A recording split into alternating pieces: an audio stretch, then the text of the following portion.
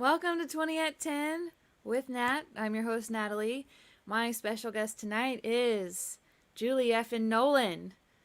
Julie, to quote the best fan, Julie cuts through the bullshit in a world full of it. Born in West Texas, Nolen has forged her own path without forgetting where she's from. An Americana roots rock country troubadour, she's known for her energetic and passionate performances. Now in Austin, Nolen plays both solo and with a full band in places such as the Saxon Pub, Lambert's, Hole in the Wall, and 1-to-1 Bar. She regularly tours around Texas, Oklahoma, and Louisiana. And actually, I misquoted the super fan. They said, her voice is like if Annie DeFranco met Jewel in the street and kicked her ass. Cool. I'm glad to have Julie on the show tonight, and please join me in welcoming Julie Effin Nolen. Hello. Hello. Welcome. Thank you. Yeah. Sorry I misquoted your fan at first. It's okay. Moved the quotes around. That's a pretty great quote, though. Yeah. I don't know exactly what it means, but yeah, I like it too. That's why I put it on my website. Yeah, I think it's a great...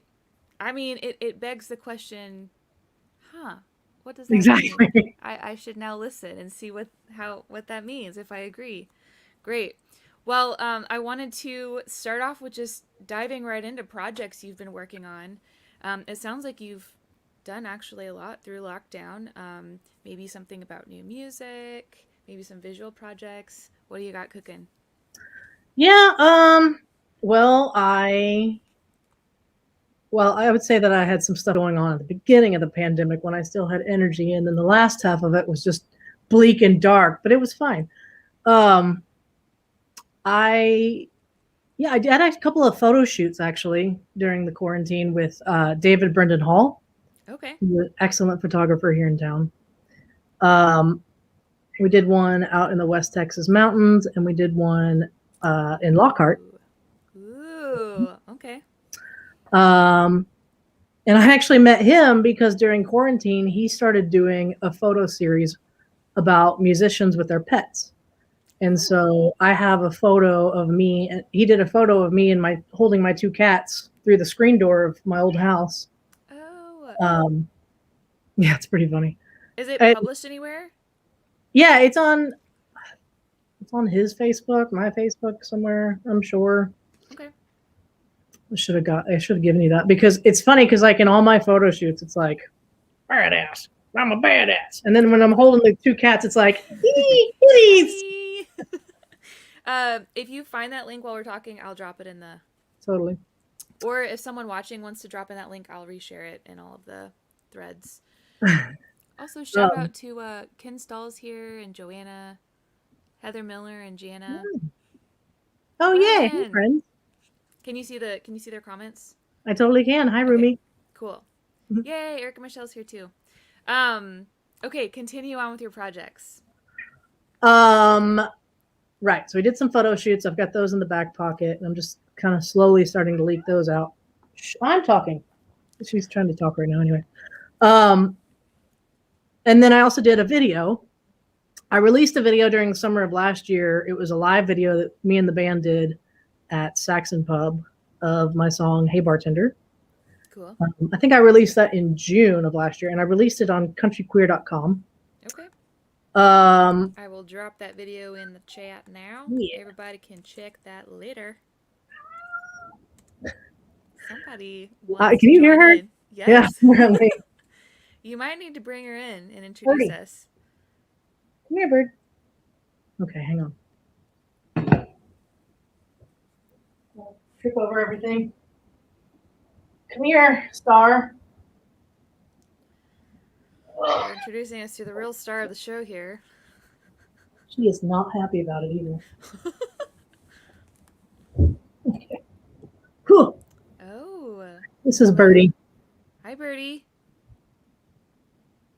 Suddenly uninterested in everyone. Very amused.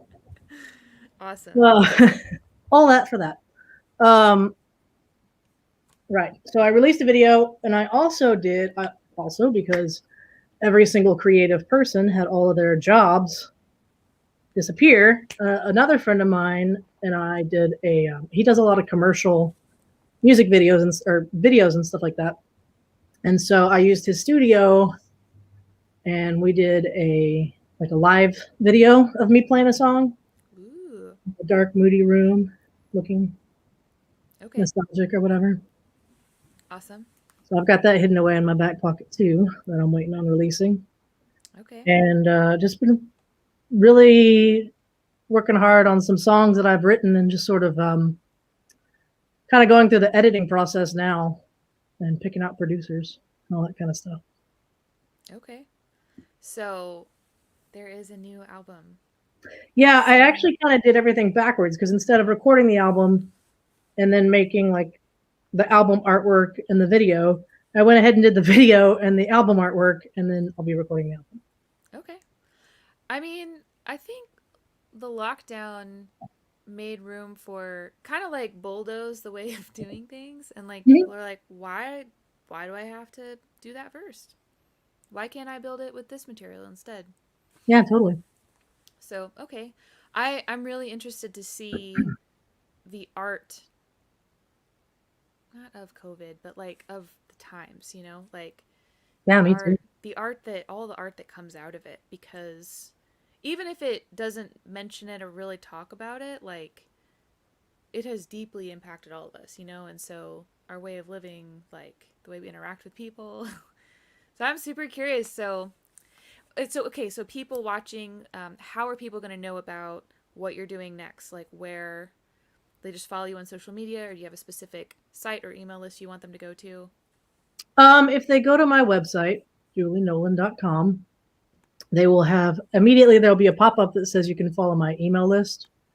I can add you, it'll add you to the email list, and I usually try to email once a month. However, I am better at social media because it's right there on my phone. Yes. So, I just um, dropped your website in the chat so everyone can easily access it. um, but yeah, anything, website, Instagram, Facebook, any of that kind of stuff, will definitely list it. Okay. I'll list all the things. I'll just go ahead and list all of the links that I have for you right here, right now. Get ready, folks. Here they come. We have main website, Facebook, Instagram, Venmo, and PayPal. Boom. Boom, boom, boom. There it is. Okay. Well, I'm really excited to see specifically your art that's coming out of this time period, this season. Yeah, me too. You mentioned earlier, well, you mentioned to me, not necessarily to everyone else, you've been working on something, some kind of festival or showcase, that you've been planning. Are there any other details you'd like to share, and how people can stay updated on that? Yeah. I'm working on a queer country festival.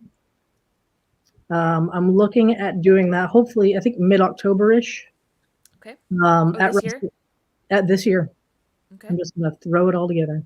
Okay. But it's gonna be this year, and we're gonna have a few headliners. I'm working on some people. Can't mention it yet, but it's people that I've worked with at Rustic Tap before, and then a lot of people that are local.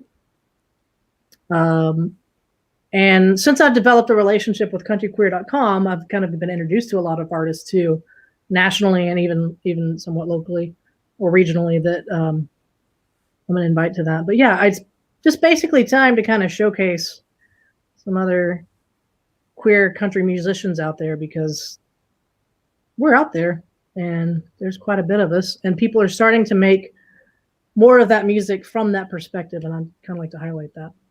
Cool. Is there anything that you still need for it? You need volunteers or anyone with any particular skill set? I'll probably need some volunteers. I need sponsors for sure. We're working on some beverage sponsors, and um, any sort of queer community business sponsors and that sort of thing. I think that's about it right now. Okay. I've never planned a festival. Like, it sounds really intimidating.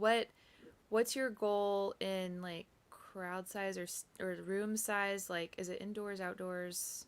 So Rustic Tap is outdoors. Oh, okay, okay. We're going to do it at Rustic Tap because that's kind of where I already have everything structured already, having worked there for the last 5 years. We've already got sound engineers and all that there. And I've run a lot of like festival showcase type things there before. And also the reason I want to do it at Rustic Tap is because Rustic Tap is a very predominantly Texas country venue. And if there's anything that you see a majority of in Texas country, most of the time it's going to be a heterosexual white guy. And if there's anything I want to showcase, it's anything but that in a Texas country venue, because my tagline that I'm kind of working on, because I think I'm going to call it something with Outlaw Pride Fest is what I'm really thinking of. Okay. Because what's more outlaw than being gay in country music or queer in country music? You know? Yeah. Like, to me, that's about one of the most outlaw things you can do. And for, there's been options of like other gay bars and stuff we could do it at, but it's not unusual to have a country night in a gay bar, but it's extremely unusual to have a gay night in a country bar. Yeah. Rustic Tap is super supportive and super excited about it. So. Okay. And they have a really great stage too. Yeah. Okay. Well, you've heard it here first, maybe. Folks. And I assume that people could sign up for your email list and be hearing about this as well. Absolutely. Okay. It'll be on all my social medias, all that kind of stuff. Okay. I'll definitely be promoting that. Okay, great. I have hopefully not a dumb question. I wanted to ask you about, you have your tagline, not your tagline, maybe it's your tagline, and your social media handle. Everywhere I see Julie Effin Nolen. What started the Effin? So Effin stands for fucking. I assume so. Because I want to say, when I was in my early 20s and I was kind of starting out, not necessarily starting out, I had kind of done a lot of open mics and solo show stuff or whatever. I had, when I was kind of figuring out who I was as an artist, I was thinking about going with a pseudonym or a stage name. And I had all about decided on it. And then I went out to the bars that night and everyone's like, Julie fucking Nolen. And I was like, well, nobody's ever going to know me if I change my name. So I left it as Julie Nolen. And then more and more people called me Julie fucking Nolen. So I'm stuck with it. Okay. So I decided to accept it. And I just put F up there because, it's a little more polite. Yeah, that makes sense. Since I have nieces and nephews. It's the writing that fine line. So, but like your name on albums and everything, you keep it. I go back and forth. For albums, I've kept it to Julie Nolen. I've had a couple of T-shirts that said Julie Effin Nolen. This latest batch just said Julie Nolen. I don't know. You're prerogative. I'm just curious. Yeah. Also, speaking of merch, has your thoughts or viewpoint on merch shifted over the last, I don't know, year and a half with lockdown? Like, do you have any different perspective on merch? And no is also fine an answer too. I was just curious. Well, I just did another round of new T-shirts. I also haven't had a T-shirt though in a few years now, probably since the last big album push. And I'd come up with a new sweet design or whatever, and I got a buddy of mine that works at a printer shop, Waterloo Printing, and he helped me out with it. But normally, I was thinking like I really like the idea of like I think it's like Teespring, and there's another one, Printful maybe or something, where you can put your design on basically anything, and then you just direct all your art, all your fans or whatever to their website, and then you don't have to worry about being weighed down with 30 extra smalls for the rest of your life of these T-shirts. What is this website called? Because I just mentioned this to someone else, but I was driving and I didn't know the actual. Do you know which one it is? There's Teespring is one of them. It's TEE spring.com. I'm breaking my own. I want to say there's. Having a I want to say there's one called Printful. Printful. Let's see if I can find it. Oh, do we have a swear jar? Crap. Okay, well, one of you watching is gonna have to keep track because I'm just like, in the weeds of the interview, so I'm not keeping track. Okay, Printful. Well, Heather Miller says bonfire's one too. Cool. Which one? Bonfire? Bonfire. Heather posted it in the chat. But yeah, you just upload your design, and then if somebody, because I can't tell you how many times somebody's been like, "Oh, do you have this in a V-neck, or do you have this in a different color?" And quite frankly, like at the level I'm at right now, I can't afford to be lugging around 5 different colors of t-shirts. I was just talking to someone about that, and on top of that, in 7 sizes, And or yeah, whatever. sizes or whatever, yeah. And actually, I talked to someone. Okay, I'm gonna close all these tabs so I don't affect. I mean, it's good to have physical product at a show because the thing about physical product is that it's a keepsake, So anybody that goes to your show, not only is it a way for them to support you without having to be like, here's money, but it's another way for them to have a keepsake from a show, because I can't tell you how many times I've gone to a show and at least gotten a koozie. Yeah. Because it has their name on it or whatever. Yeah. No, I fully support. I was really slow to jump on the merch bandwagon, especially wearable merch. Yeah. And I'm still got cold feet with t-shirts. Actually, this is a t-shirt. This is for Ben Danaher. And it's one of the few that I'm like, I actually really like the design. That's a cool design. I'm so picky with t-shirts, but it's got to be like a effing cool design. Yay! Like, I don't want to put it on a shirt. Like, if I wouldn't want to wear it, I'm not making that, I think that's a good rule to go by, If you wouldn't wear it, then why make anybody else? And I'm a big fan of wearing your own merch. I know this is a huge argument within the community. I'm curious about this. Yeah, please tell me.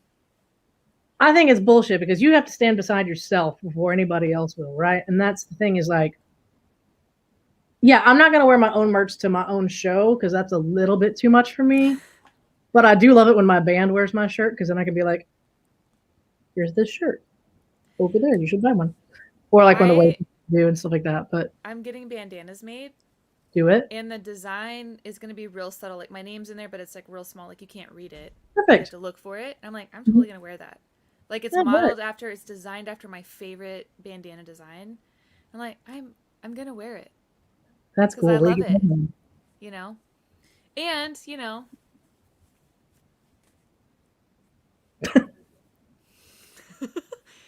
doubles as a mask.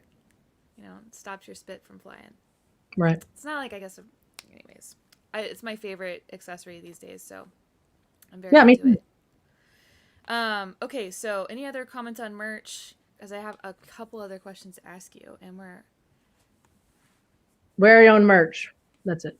Wear your own merch. I appreciate this. This is a very divisive. You might as well weird hot topic. I don't understand why. I mean, maybe if it's my name super big, I'd feel weird wearing it. But like, if it's just like a cool design and like it's not obvious that it's mine, like I will Tommy Hilfiger my own name all day long. I don't care. Okay, okay, cool. Okay, I lost myself in my questions. Oh, I wanted to make sure I mentioned it because I mentioned it to you in Soundcheck, but I don't know if I've mentioned it a lot publicly.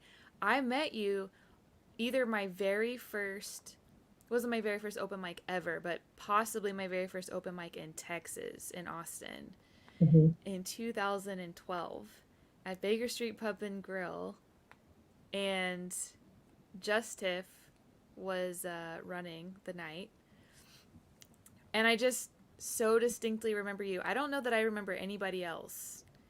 But you just like have a presence and you like walked in and owned the room, and I was like so unsure of myself, that I just was like, man, I hope it can be like that someday. Aww. Yeah, and I was just like, wow, she just like owns the room. I was like, okay. Anyway, so like I thought about it later as you were coming on the show. I was like, you kind of have this like stamp in my music journey of like, I noticed you as an artist. I hadn't even heard you, but I noticed you, and I was like, I think that's like what I want to be like. So I hope that's a compliment. I hope that's a big compliment. Thank you. Good. And speaking of over the course of time I've known you, you've had a pretty dramatic life change in the last few years. Um, you're I'm now sorry. This is their wild hour. I'm sorry. It's ridiculous. no worries. Well, you're sober now, right? I am. I am 2 years and a month. Oh, yeah, 2 years and a month sober. Congratulations. Actually, today. Yeah, today would be because my sober date is June 26, 2019. Okay. So exactly 2 years and a month. Okay. Mm-hmm. Congratulations. Thank you. What I appreciate asking this part of people's story, or people letting me ask about this part of their story. Like, what was the deciding factor in you, like, choosing this, making this decision? It's a big Well, step. it was a big step. The deciding factor for me to begin with was my knees. And it's because I weighed over, yes, 95 pounds more than I do now. I just lived the lifestyle where you drink a lot and you eat a bunch of crappy food. And so my knees started to kind of go out on me at spring of 2019 or so. And I knew that it was more than just like, oh, I've been running around too much or whatever. So I went to the doctor, and the first doctor was like, oh, you need to lose weight. There you go. Here's a program. And then the second doctor, I went to a orthopedic doctor, and he told me basically that I have osteoarthritis in my knees, and I had basically torn cartilage. Oh, wow. And so a lot of that was a big shock for me because my dad had also had bad knees. So I'm sure probably part of it is genetic too, but and it was kind of a wake up call to be like, okay, we need to change our lifestyle. So I went to Austin Regional Clinic. They have a weight loss program, the healthiness program, and they kind of reteach you how to eat differently. And over the course of the first year was probably the biggest loss. During COVID, we just kind of plateaued for a while. But what are you going to do when you got to sit here and eat all day and do nothing else? Yeah. But yeah, so funny enough, it took getting sober for me to realize I was an alcoholic. Because after I had to quit drinking in order to keep the calories low. Gotcha. And then through that, after you quit, you realize how much you were drinking. You realize all of this anxiety comes out, and you're like, oh crap, I don't have a way to deaden this anymore. I had no idea that this was what I was deadening for the last 20 years or whatever. Right. And so, and I use the term alcoholic relatively loosely because I think everybody has their own journey with it, or a lot of people at least, especially in our industry. I would say that I'm compulsive more than anything. Like if there was a pack of cigarettes, I'm going to smoke all of them. If there's a 6-pack of beer or a 12-pack, I might drink all of it. There's a plate of cookies, I'm going to eat all of them. Right. Just something about chasing that dopamine, I guess. But yeah, so it took a minute, but it's been quite the journey. And I mean, you learn new things every single day about, like, well, the way I put it is raw dog in reality, because you're basically not numbing anything anymore. Wow. And that's really interesting. That's like a pretty deep look at yourself too, to know to notice and realize you were deadening something. Very much so. How have you adopted any new method of dealing with the anxiety in a healthy way? Yeah, medication. Nice. Okay. No, I actually figured out that I also have a bit of ADHD, so I've been on some medication for that, and Okay. Wellbutrin really. But That's more for like depression, quitting smoking, ADHD, all sorts of kind of things. Other than that, like meditation has been pretty good for me. And then just taking some walks has been good for me. Just getting out there, really, more than anything. Not, once the world opened up a bit more, that was great. That helped a lot. Okay. Well, thank you for sharing. I appreciate and letting me ask about it. I appreciate Yeah, that. of course. Anybody can ask me anytime. I'm an open book about it. I appreciate that. Well, on a completely different note, I was thinking about this and I realized you also have had a kind of dramatic thing happen to you on Facebook with your music page in the last couple of years. Or maybe it was 2 or 3 years ago at this point. It's all a blur. Yeah. But I was watching this drama unfold and I was not quite freaking out on your behalf, but I was like, oh my gosh, this is like a musician's worst nightmare. Can you summarize what happened and like maybe give musicians a Yeah. tip on keeping things not not avoiding what happened to you? Well, to put it bluntly, my Facebook page, my fan page, got hacked. I got locked out of it, and then it became an Indian porn site where basically um, somewhere in India, somebody made my Facebook into a porn site. So it's funny because I still have access to that page. I took it down, obviously, but like I still have access to that page. And it's funny because you'll see like, 5 or 6 posts of these girls and their pictures. And then you get down to me and it's like my show postings and everything. It's such a weird contrast. So yeah, it ended up turning like this weird Indian porn thing. And then I had like, when I finally got access, it took forever to get access. Like, How was it, months or like week? Like how? I feel like it went on forever, and I I was feel like like, it was a couple of months. I don't remember exactly anymore. But yeah, like luckily I have friends that work with Facebook and they know people that can help, so and somebody else had it happen too. And they sent me to a guy. So I don't know, one of these links of people that I talked to, somebody finally got me access back into it. And once I got access back into it, there was already like 35,000 new people that liked it, and yeah, I could have just kept it. And yeah, maybe 10 of those dudes would have bought my stuff, but I think they would have been highly disappointed when that site turned back into mine. And then there's like this 40-year-old lesbian instead of these 20-year-old Indian women. But it's like whatever it is, whether it's one or the other, it's false advertising for either. yeah, right. Like, I ended up just making a whole new one because like I'm not gonna go through and delete all these dudes.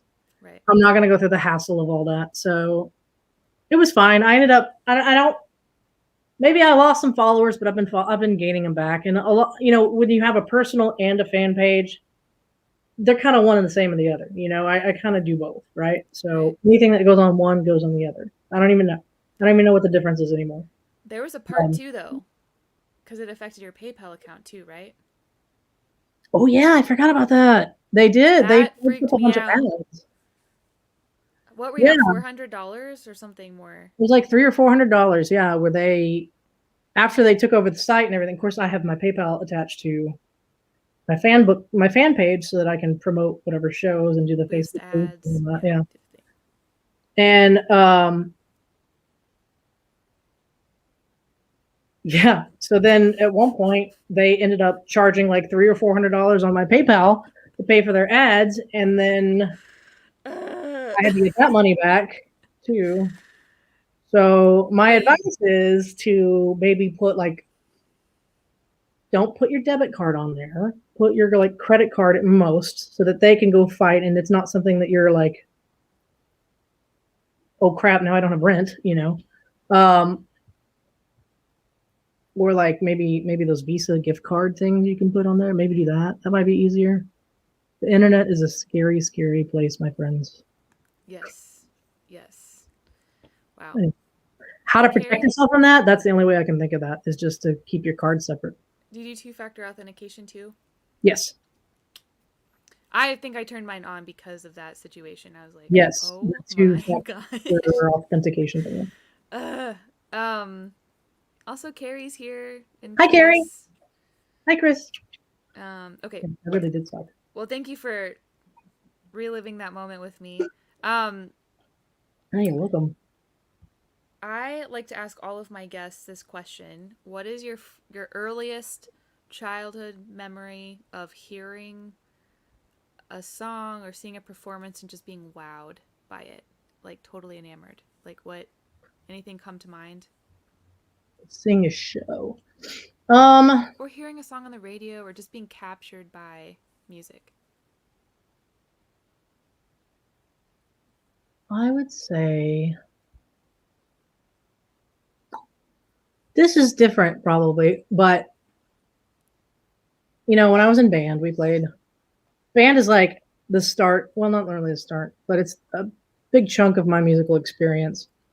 I started on piano when I was like in first grade through fifth grade, but never got past chopsticks or whatever, and didn't really have the ADHD. And then middle school, high school, we did band, and I think the first time I was really moved by a piece of music, it was Nessun Dorma, which is from an opera called Turandot. Okay. Pavarotti sings it, and it's amazing. Aretha Franklin sings it, and it's also very amazing in her version too. But it's just it's just a piece of music that has so much dynamic in it. And you know, of course, I don't know anything that they were saying back then. Since then, I've researched it, but like I didn't know anything they were saying. But it just gets so dynamic, and when you're playing it, it's a whole nother factor, you know, because you're in the middle of it, and you're also a part of it, and you're producing it. You know what I mean? And so, I think that was probably a big awakening for me. I like that. That's really Yeah. cool. And kind of going with that last part, being in the middle of it, another question I'd like to ask everyone is what part of the music process, from listening to learning to performing, maybe writing, creating, producing, teaching, like what part of the music process brings you the most joy? Performing. Cool. Um, I don't know. That's a hard question, actually. I say performing because I like to share it, right? I'm a big Right. sharer. It's my what I do. I give gifts. Right. Um, Writing is cool because you tap into that weird higher power or whatever, and something just comes through you, and you're like, "Holy crap!" But yeah, I don't know. Performing, I really like that a lot. I Okay. like, I'm yeah. not surprised because, like, I do, that makes a lot of sense to me. Okay. Um, and then this is, yeah, probably the last question I get to ask you. But you also have, uh, as musicians, we have a lot of things we do. One of the things you do is you've done a lot of booking in your experience, and I have I met you at Baker Street, but I've also interacted with you in a booking capacity too. And I mean, I've heard horror stories from people that book, and I'm just curious, like, you know, everybody's weird after lockdown, but like, do you have a tip for musicians, like, in approaching people who are booking, maybe in an email or whatever? Like, maybe a thing to make sure you don't do, maybe a thing to make sure you do. Sure. Always include your music links. You'd be surprised how many people don't do that. And then I waste time by saying, "Send me your music." Um,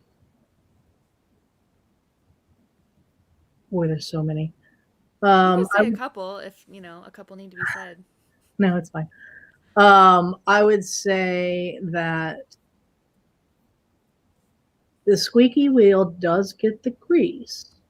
However, if a wheel is too squeaky, I'm just going to throw it away and replace it. So if you're emailing me and texting me because you have my number for whatever reason, and also hitting me up on Instagram and Facebook, that is not very effective to me because now you're just annoying me. especially when it's all at the same time. So ask a booking agent what their preferred method of contact is, and then that way and that way you're not wasting your time. Fair. Okay. And then I forgot what the other half of that question was. I was just like, you already answered what to do, and you were then just answering what not to do.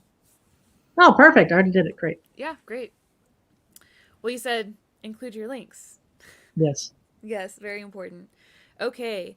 Are there any? I've dropped all of your links in here in the chat. Okay, so I think we're going to do something a little different for the question, the random pop, I call it pop question portion. Julie actually also has a question game. So we're going to have like a question off or something. Question I off. think we're going to question off. I'm going to ask one, maybe we'll both answer it, and then Sure. you're going to draw one that maybe we'll both answer. We'll just see Sure. how it Whatever. goes. Okay. Sounds good. I'll start minor. I'm pretty sure mine are shorter. Have you ever eaten food off someone? Yes. Anything you can share? No. Okay. Uh, I probably have, and it was probably at summer camp. And Wow. yeah, like, you dump macaroni on people and it's a race or something. I don't know. And you're like Oh, that pouring, went totally like, different than where I was thinking, but okay. like, what, like a relay race or something? Like, Yeah, that makes sense. Okay, yeah. cool. I'll stop there. Cool. Okay, your turn. What's your greatest fear about getting older? Ooh. I might have to think for a second. Do you already know yours? Yeah, mine's like getting Alzheimer's or dementia or whatever. Losing my mind freaks me out. Okay, yeah.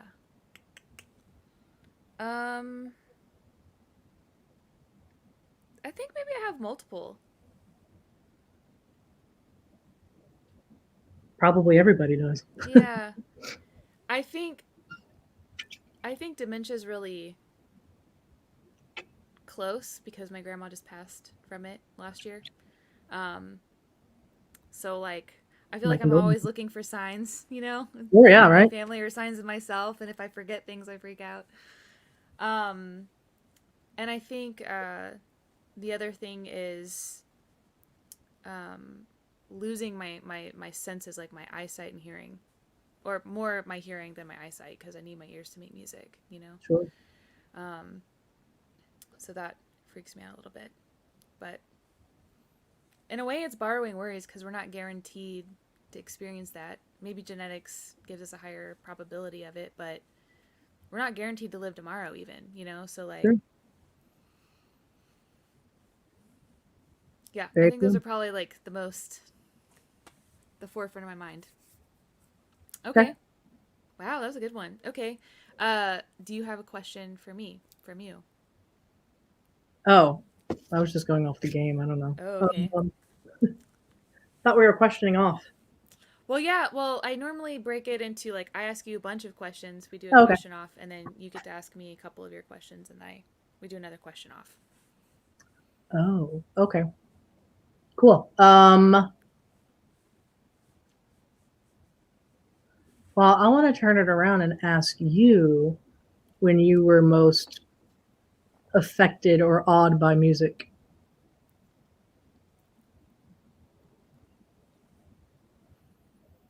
That you can remember. I remember several different things, and I've shared a couple of them Sure. on the show before. But I think I would like to think of a different one because, like, as much as I've said multiple times on the show, like, my family wasn't super musical growing up. Like, there was still music in the house or music around. You can't really escape music. Like, it'd be really weird for someone to be like, "I've never heard music before," because like lullabies, like if whoever raised you is singing to you.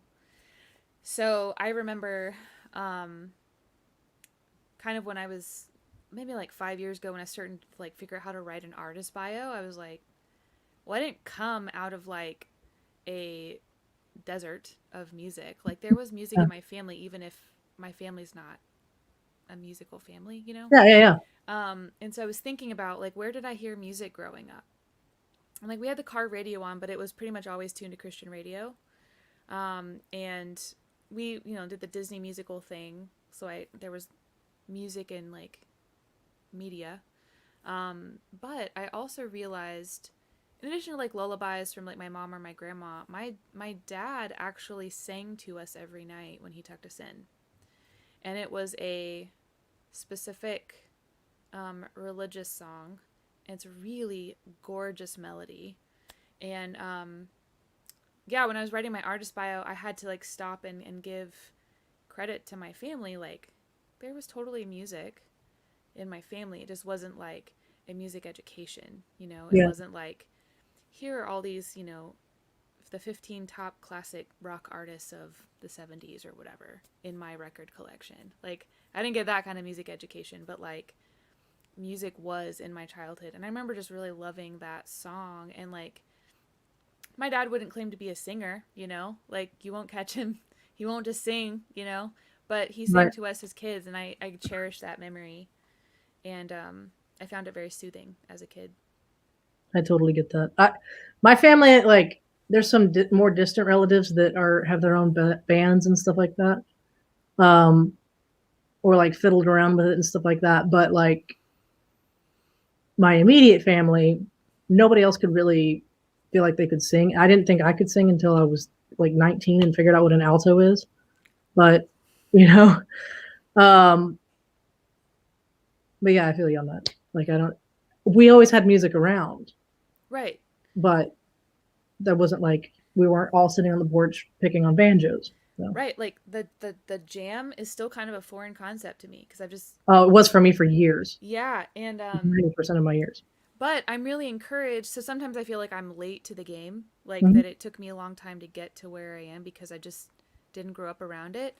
But I've been comforted to realize like, you know, when you're built a certain way, you're gonna end up doing that thing. You know, Yeah, like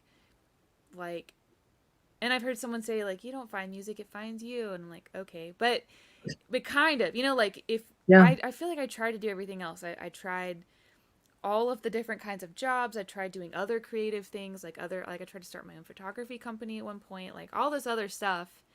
And like, but I always was writing and I was always playing music, and I just was too scared to play it in front of people for a long time. So, but like we all find our way eventually into what I agree. what like I can't turn off the melodies in my head, you know? Like I just can't.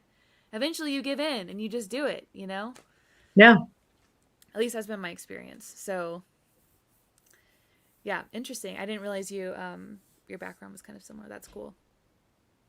yeah. I mean, we did have like Waylon and Willie and Elvis in the background, but Cool. but I would consider like my main musical education would be band, and performing Yeah. in different versions of it. Cool. Mine was church choir. Sure. Um that's probably, well, my grandma was the first time I heard someone singing alto, like standing in a church pew, and I'm like, "What are you singing?" Yeah. That's not what they're singing. Uh but then like actually learning how to find the part would be like, I think choir helped out a lot with that.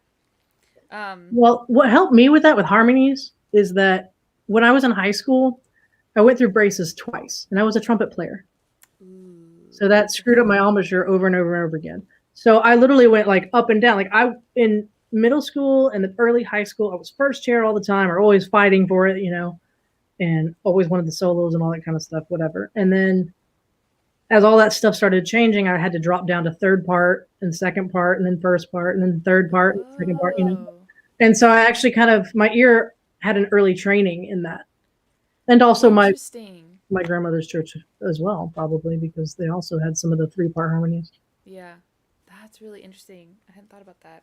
Mm-hmm. Okay. Um are you ready for the next question off? Yes. Have you ever dyed your hair an unnatural color? Yeah. Yeah. What color? With turquoise. Actually, it took me a long time to do it though. I didn't probably start doing that till I was in my early well, mid to late 20s. I think I went red a couple times, but like just right here. Oh, okay. Yeah, it was weird. I used to wear a lot of bandanas, so it'd always just be like red. Okay. And then yeah, a couple of years ago I was turquoise for like a year or two. I don't know. Okay. I don't think I knew you during that time. Like I wasn't around you because I don't remember that. Probably not. Maybe. I don't know. Interesting. I had a guitar that matched. It was great. That's cool. Do you have? I assume you have pictures somewhere.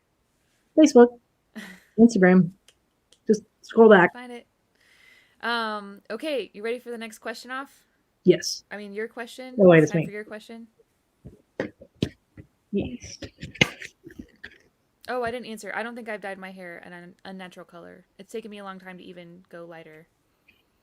You totally should. What's the last thing you learned about yourself that surprised you? Man, like I feel like everybody's short-term memory is like shot after a lockdown when Agreed. we didn't have to remember anything, and we don't want to remember anything. Agreed. Hold on. Last time I learned something about myself. I don't know the real last thing, but I will say I learned an interesting thing. What's that? So this thing happens. It's like it just happens. I'm standing next to a person, often a dude, and maybe we're friends, maybe we've been friends for a long time, maybe we just met, but we're talking, and a random person, usually a stranger to both of us, will walk up and ask a very pointed question such as, "Did you two just get engaged? How long have y'all been dating? Did you just get married?" Like, consistently. This has happened like a dozen times. And like, sometime, like I think once, or someone was like, "Are you two dating?" I'm like, "Yeah, that's my brother." No. And one time I literally was on a first or second date with someone, and this guy just like, we are sitting next to each other, kind of cozy in a booth, but this guy turns around and is like, "You two just get engaged?" I was like, "What?" We're not like making out. I don't know. Like, and we just got off working at Did a you have a production. big diamond on here? No, it was the weirdest thing. And then I went to, it was after a wedding. Everyone's like at an after party, I guess, and the bride and groom are in the bar. So like, bride's wearing her gown, the groom is there.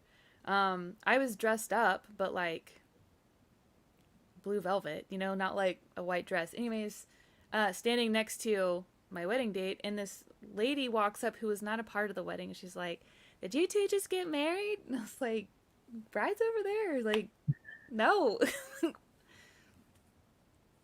I barely know this guy. I don't know. It just was like, it's weird. So I've learned that like there is a, not collateral damage, but there's like, if you stand next to me, someone's going to assume that either we're dating or just got engaged or married. I don't know what that is, but it happens. And it happens often. And I'm like not even phased anymore. And sometimes I'll be like, "Oh, sorry, that happens." I'm like used to it. I'm like, I hope that I didn't weird you out. Like, and also I feel like people should ask better questions. Like, "Oh, why are you two dressed up?" Or like, "Did someone just get married?" Like, why is it, "Did you two just get married?" It's like, Very, there are yeah. like 7 other questions you could ask that would make way more sense. I don't know. Anyway, so I've learned that about myself. And I'm not touching the person. I'm not like, we're not making out. There's no physical, I'm just standing next to a person. How funny. So, So it just always keeps 6 feet of space between well, you but and that's, hard to have a conversation. me. What about you? I guess mine would be the ADHD thing. I would say that like,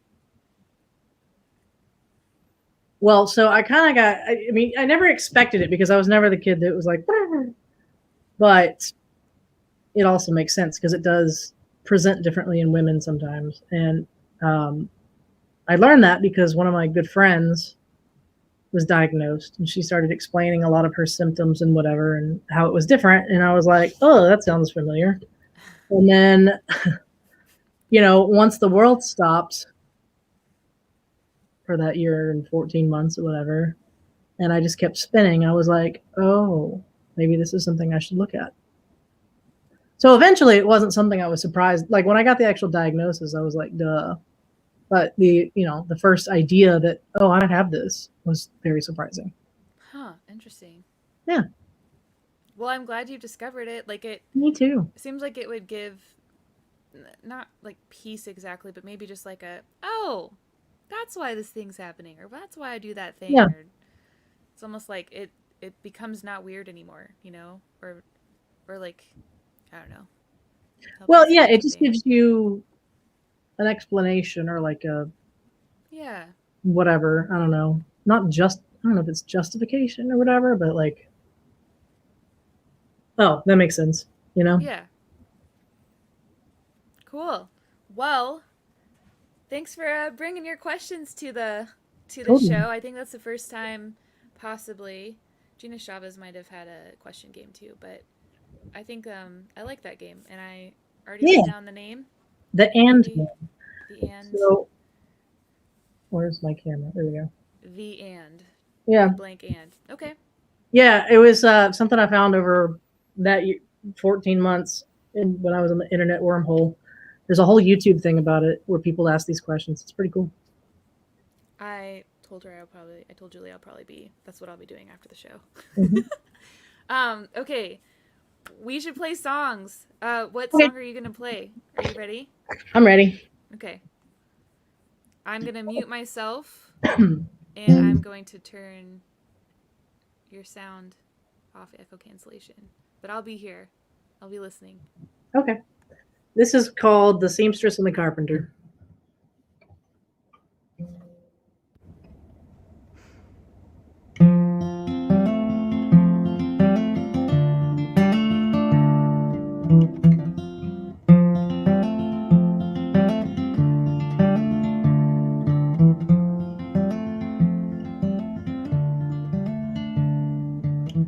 She grabs her needles and her spools of thread, sews up lovers' hearts wherever they bled.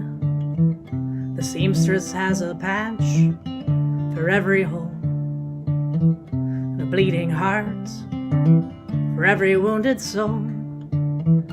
He's got an old Ford loaded with tools, built many houses on the promises of fools. The carpenter's hands were worn out from the work, building the beams for others' support. You sure like to mend people that are torn. It's them you mourn more than they do you.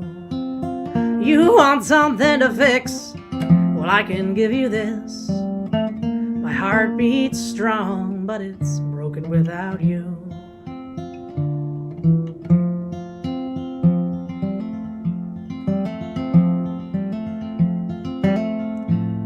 They lived just down the lane for a decade or more.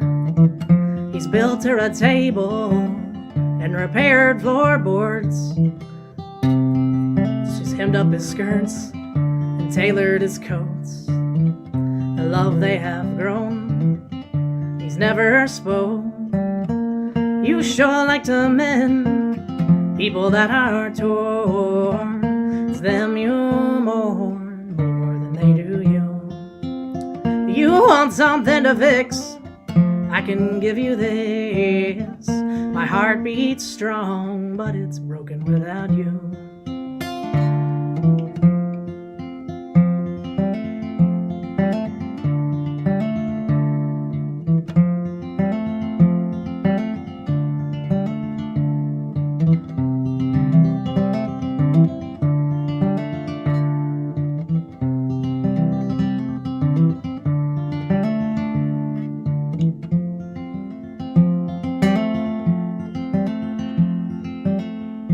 Bottle of wine and a night in her arms, but she's never sown her own heart's harm. She runs away scared of what can't be repaired.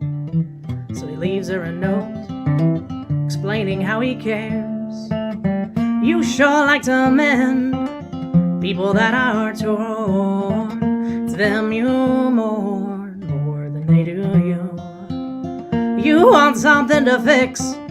I can give you this. My heart beats strong, but it's broken without you. You sure like to mend people that are torn. It's them you mourn more than they do you. So grab your needle and thread, stitch through the tears. When you're ready to be loved, I'm already here.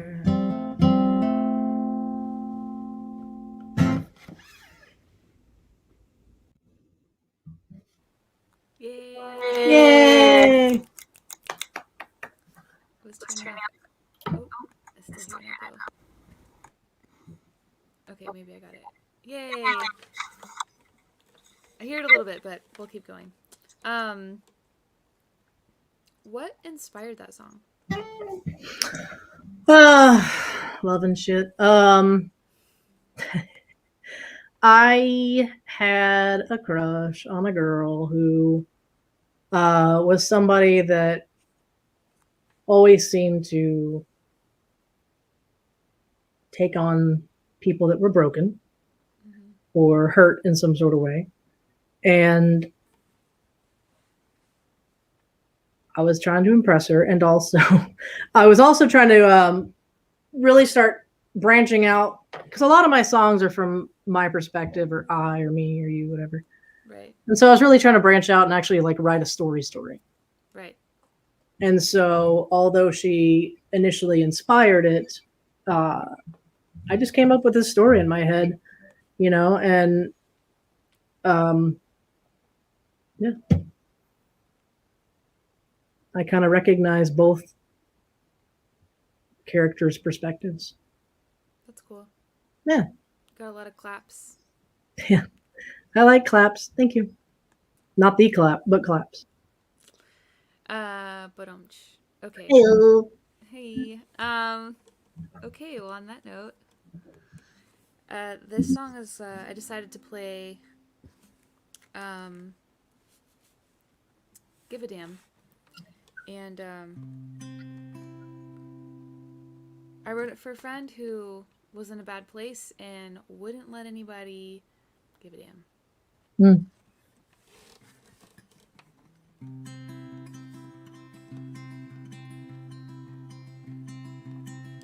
I'm not your mother.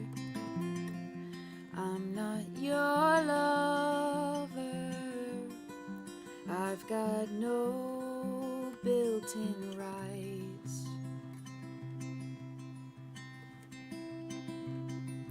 I'm not your father. I'm not your doctor. But I can tell it's serious.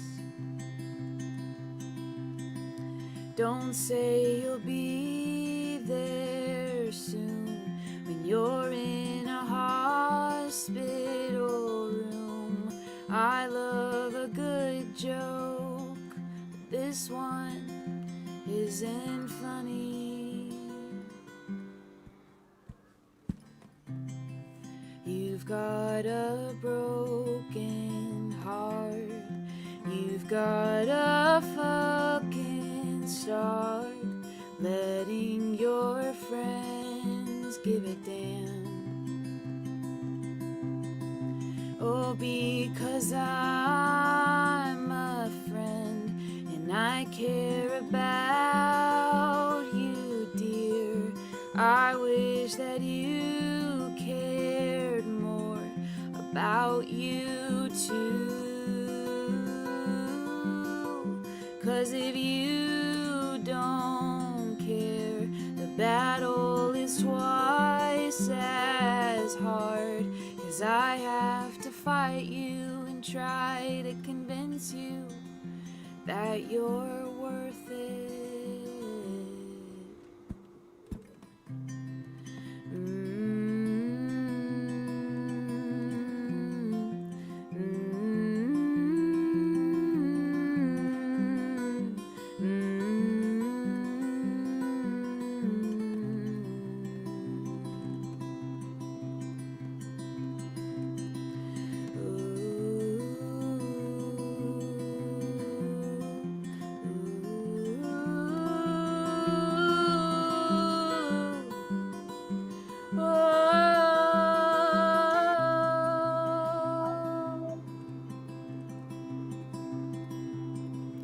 I'm not your mother, I'm not your lover.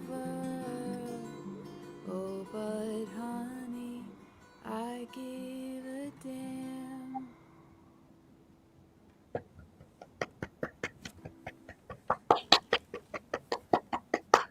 I like that one. Yeah? Mm-hmm. Thanks.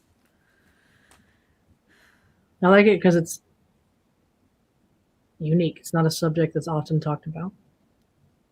It feels like a lullaby. Yeah, And kind it's of. not because it's an adult version. Yeah. But it's also like a love song, but more like a friendship love Yeah. song. I don't know. It came from the heart, and it feels good to play it. And I always encourage people. I'm like, if you're this person, let your friends care about you. Okay? Yeah. Looking at you, dudes. Not exclusively, of course. Like it could be anybody that won't. Sometimes we have a hard time Yeah. letting other people to like care about us and or take care of us, and sometimes we need taking care of. I've been in that situation, and I've also probably been that person before. It's hard. It's kind of humbling sometimes to be in a place where maybe you need help, you know? Sure. But it's usually just a season. And like that's when you know who your friends are, you know? True. Anyways, well, thank you so much for being my guest tonight. I really enjoyed having you on the show. My pleasure. Thank you. And I'm going to drop all of your links in the chat one more time. Okay. And thank you everyone for tuning in. I think I gave everyone a little shout out. Yeah. Thanks for Heather. watching. Yeah. And stay tuned. Julie's got a lot of exciting things in the works. And yeah, stay safe, everyone. And see you probably in person someday soon. I hope. Yeah. Bye, everybody.